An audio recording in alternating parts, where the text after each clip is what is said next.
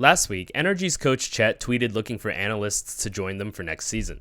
In the tweet, he gave an assignment for applicants to complete, so I turned it into a video.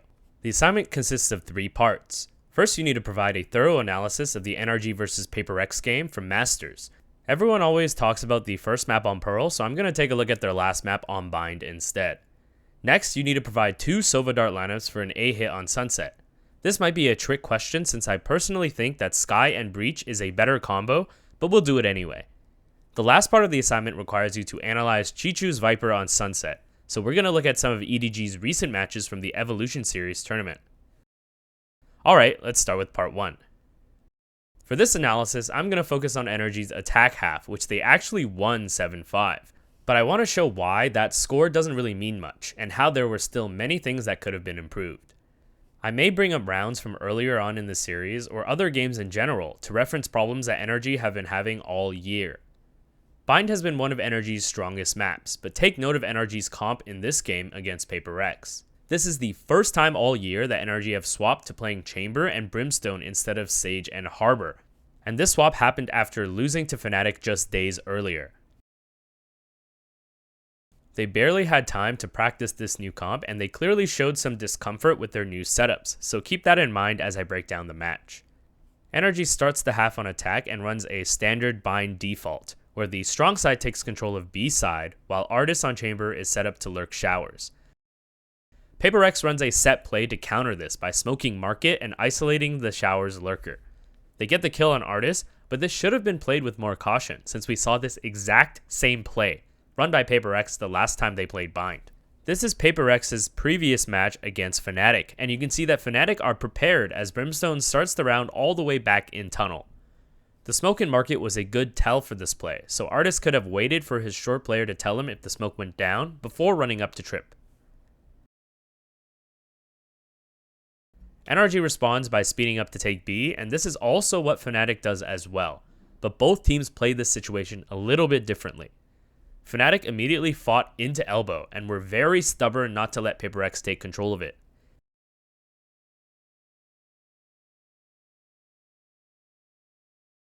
NRG, on the other hand, start playing aggressively into elbow, but eventually decide to fall back when they're already in a 4v5 and desperately need space to win the round. FNS plays a close angle on spawn, but the spot is the strongest when there's an actual threat from elbow. PRX are able to flood out both chokes and win the round. This highlights an issue that NRG have been having all year in their post plants.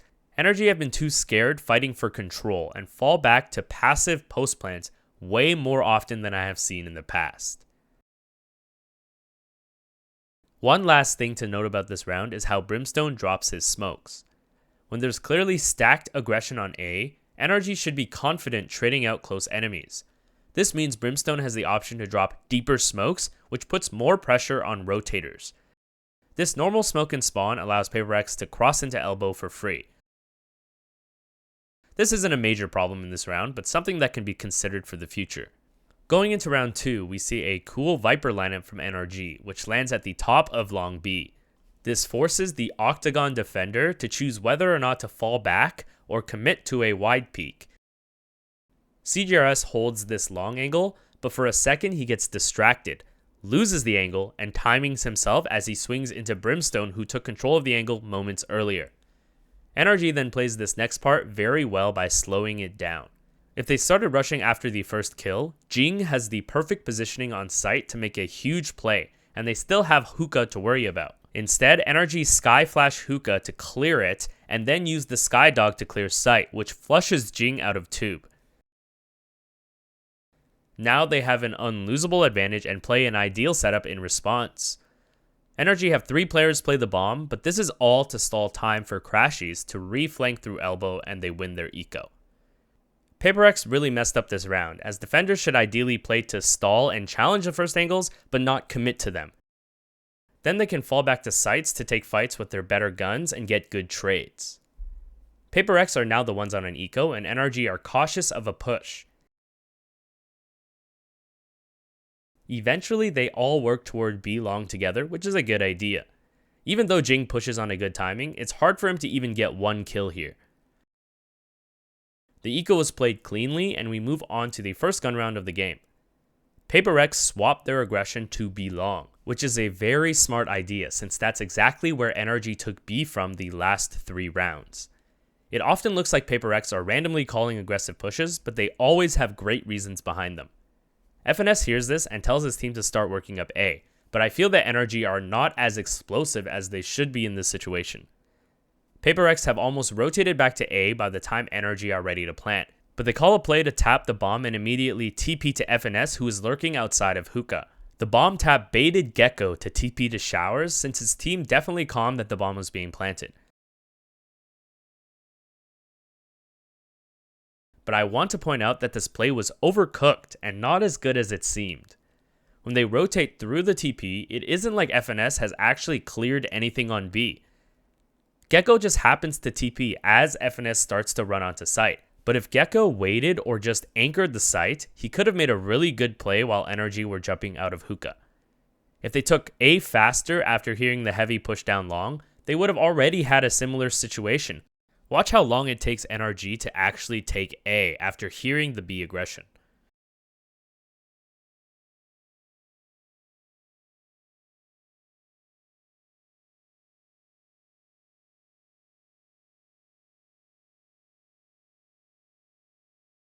NRG would have definitely been able to take A and had more utility to help them with the post plant. But instead they TP back to B. We'll talk more about these TP plays later as a similar situation occurs in a future round. Anyway, NRG have taken B this round and give the bomb to Som so he can get Brimstone ult. A late lurk on A from Artist catches Gecko, and now it's a 5v4 with Brim ult. Pausing here, you can see that Crashies has committed to making a play on site, but the rest of NRG should just be playing the bomb. Instead, FNS and Victor peek way too early and line up to Forsaken, who snuck out. Crashies had to play selfishly at this point, since he was already on site alone, so it's reasonable that Forsaken snuck out. This play isn't actually that bad because PRX are aware of the Brimstone ult. They have to tap the bomb early and can't take their time clearing everything methodically. Unfortunately, NRG miscommunicated and threw the round, setting up Forsaken for a huge ace. In this next round, we get to see what could have happened if Artist was able to set up his lurk in Showers from the first round. NRG adjusts to this short aggression by insta-sky flashing, so Artist can't get pushed like on pistol round. Now they have short tripped and Artist can work Showers. Brimstone crosses to the corner on his smoke and Harbor jump peeks to bait for him. It actually works decently because Artist does not have his crosshair placed for the peek, but he hits a good shot. From our perspective, it seems stupid for Brimstone to peek, but there's a lot going on here which sets up this kill. First, FNS and Crashies have been working up long, and PRX don't have info on how many NRG players there are, so PRX are trying to punish the weak side lurker. Second, Artist had been playing the perfect angle to dodge the jump peek. Forsaken calls that the right side is clear, so Mindfreak is expecting Artist to be on the left. Mindfreak peeks the left, sees nothing, and then starts to walk out. And then he walks right into the off angle from Artist. When attackers have control of both Showers and B long, defenders are in a really tough spot because they can no longer TP to Showers and have to rotate from opposite sides of the map if they want to help. PRX chooses to commit toward B, and that's exactly when Artist finds the round-ending kill. The rest of NRG TP to A and win an easy post plant. Now we've seen the full potential of NRG's default theory. NRG's strong side aims to control TP entrances, while their lurker aims to control TP exits.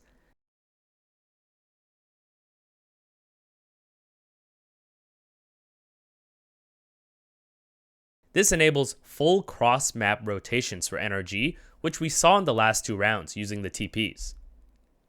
Defenders have multiple threats to worry about, and it forces them to make a guess or spread too thin. But NRG's main issue on attack was forcing this idea way too much, and these next rounds illustrate why. NRG played the beginning of this round patiently to avoid aggressive pushes during PRX's light buy, who also have Raze and Gecko ult. They changed their setup slightly to have Artist lurk outside of hookah instead of FNS, who now joins the strong side working up A with Viper utility. Victor loses a 1v1 outside of Showers, and I would have liked to see him grouped up with his team in short A since he's got the utility and aggressive playstyle to help take space. NRG are still patient on A and eventually try to plant. Forsaken takes a great timing, but the jumping classic whiffs and he isn't able to get anything out of it. Take note how he jumps out of the smoke at the end of the plant, when most of us would go immediately after the tap. NRG's patience earns them a 4v2, but they get baited again by the TP. Remember the first time that they made this play, but Gecko ended up TPing to showers? This time, they are actually punished for it. Jing never committed to A, and was still hanging around spawn knowing that NRG had been running the TP rotate over and over. Again, it's not like NRG's lurker had already walked up B or even cleared hookah when NRG make the TP play. Artist actually walked back to A when NRG TP to B. It's clear Artist was pretty uncomfortable with this position since he normally works showers, but just watch his positioning this round. He never made a presence and was only seen by the enemy team when the round was already over. This round was basically played out as a 4v5. Although the theory around using the TPs on bind is interesting and valid, NRG need to run some fast executes as well and more defaults that don't depend on TPing. Fast executes are especially effective against the team comp like PRX's, who have double initiator and no Viper or Sentinel. If they're gonna run a default, I'd suggest just playing to force out Brim Smokes and then transitioning into a standard A split or B split, rather than using the TPs every single time. NRG were stumped, having lost many rounds where they had decent opportunities, and it showed in this next round. They take a long while to actually take control of anything important and finally work up long B with 50 seconds left. They are successfully burning Brimstone Smokes, but again have Victor in this solo spot when he should be grouped up with at least one other player. I think NRG was too scared when they got up long and should have taken more peeks when PRX left it unsmoked. They basically had 3 players in long, which was their strongest part of the map, but completely rotated out all the way back to A when B long was never even smoked off by PRX. By the time they get back to A, they already have very little time, and PRX used their utility to stall out the round. Chet recognizes that his team is a bit lost and calls a timeout. Now, out of the timeout, NRG abandon their default and work immediately into a B execute with Razul to switch up the pace. NRG's aggressive tempo catches PRX off guard when they were the ones trying to push, and NRG finally wins a convincing round. My guess is Chet wanted to simplify the calls because in the next round, we see no lurk on the other side of the map with all 5 players set up to take control of B. NRG continued to take long B control like they've been doing, but this time they quietly walk out. On top of that, Artist hears PRX smoke hookah, so that means that they don't have info and can't collect any more through hookah. This is a great timing for them to rotate back to A. Watch how Gecko knows that he needs to re-clear long for info, but NRG could have still been waiting around for him to push. Still, NRG have a decent timing with a 5v2 on A, but they just don't have the best control to hit site. There are only 2 PRX players there, but they are both free to focus on short A. If I were to redraw this round, I would still want Artist to lurk outside of showers. We can start with one player watching short A from market to warn Artist about the push before he throws his trip. Then they can quickly go back to take hookah with Raze. 2 players should be enough to take long, as NRG did it successfully with Crashies and FNS for the vast majority of the game.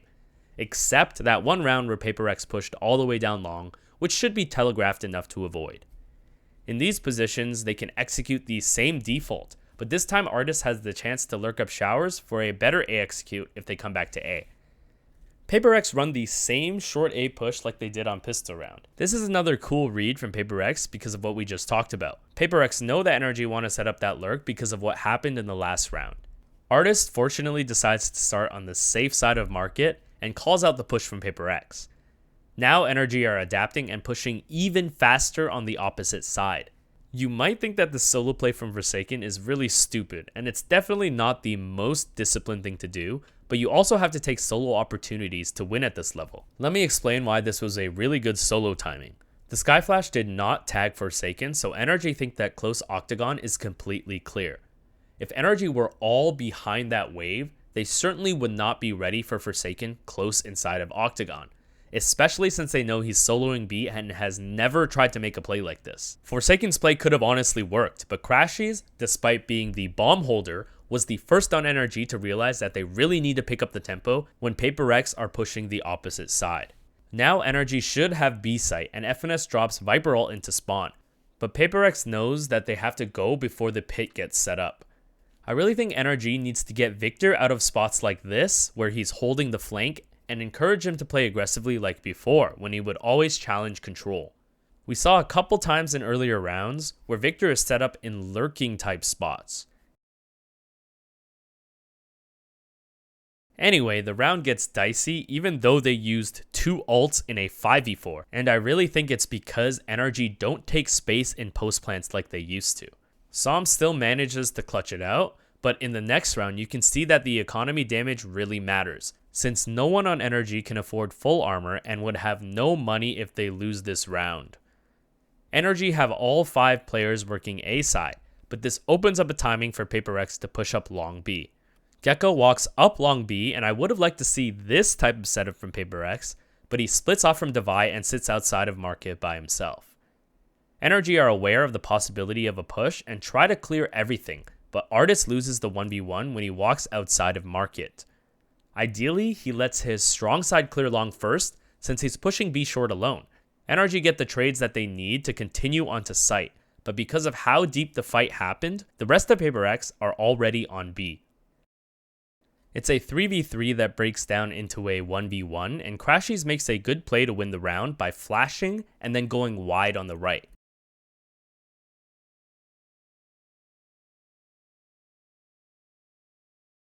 What a close round, and remember that if they lost this one, they would have no money in the last round of the half. NRG are patient at the start, knowing PRX like to go for instant pushes. Eventually they group up to hit A, but get Harbor ulted. Watch this insane movement from Som to dodge all the stuns, but anyway, you can tell from NRG's smokes that they actually want to take backside control, but are blocked off by the Brimstone Molly. This time the TP was forced out of them, but they work back to short and we start to see some really good slow play from NRG. They slowly work site together and just play CS fundamentals, making sure to have everyone's angles, and this is exactly what I wanted to see from their anti-eco in that earlier round. NRG win the half 7-5, but still could have played their attack much better, and I hope I was able to show you why. Alright, let's move on to part 2 of the assignment, which is to show 2 Sova darts for an A execute on Sunset. In my opinion, the best execute darts land on this rafter in Sunset, because they can actually clear someone hiding behind default. The lineup involves finding this tile with this dot, and then going on the line between the tiles. Watch me count 5 tiles from the sewer drain.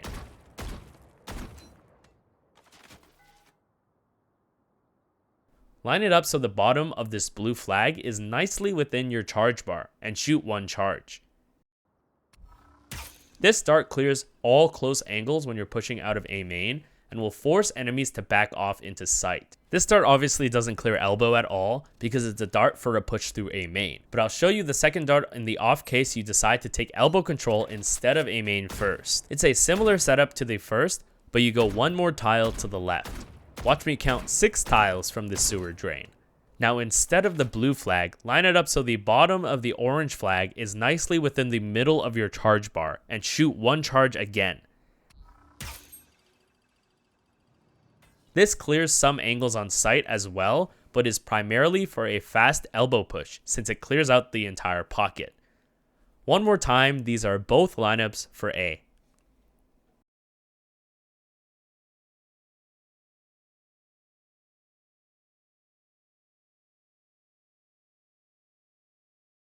Finally, let's move on to part 3 of the assignment, which involves analyzing Chichoo's Viper on Sunset.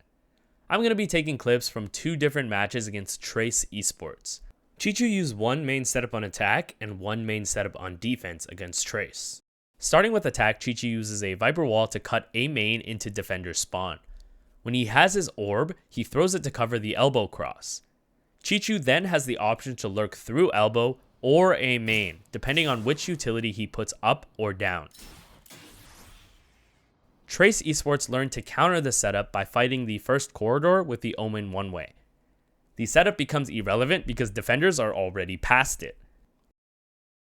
You can see that the setup requires a lot of coordination, because the wall can actually even help defenders during executes. In the following clip, EDG all walk elbow and put up the Viper wall. Watch this defender completely turn away from A main after the wall goes up because now it's smoked off for them and they can focus onto elbow.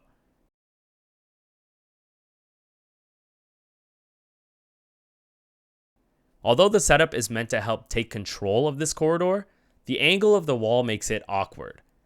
Here's another example of the wall just helping the defenders on site. Chichoo adjusts it slightly in their rematch to go straight up the lane rather than be angled, and this gives EDG an easier time controlling this important lane. Control of this space was a key difference for EDG when they won against Trace compared to when they lost. The old wall meant defenders can instantly push through it and get the info that they need. You can see the real effectiveness of this setup in the second match, where EDG are nowhere to be found on A, but Trace Esports can't see into A main for free, so they're setting up a trap for no one. Now let's look at his defensive setup. Chichoo does the same defensive setup in both games, which is to block off B main and market at the same time with this Viper wall. The main issue with the wall is that it blocks off your own market, which is used by your rotators to help you with B. You can see that when he plays the setup, the enemy Omen also smokes off market, but it's already smoked off by his own wall. Here are two walls that give more options. This wall cuts B main multiple times, giving enemies several pockets to clear.